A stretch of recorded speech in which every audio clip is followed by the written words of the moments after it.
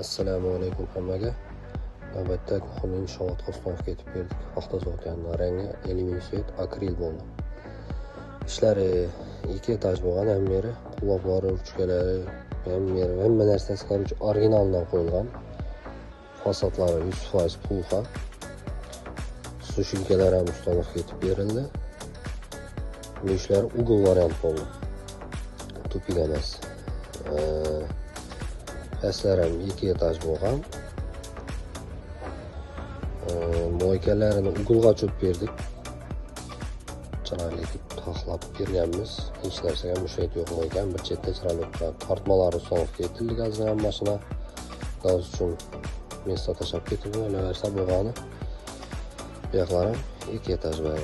Kimga shunday sifatli yaxshi mebel kerak bo'lsa, garantiyali o'zimizga aloqaga chiqib taxlab beramiz.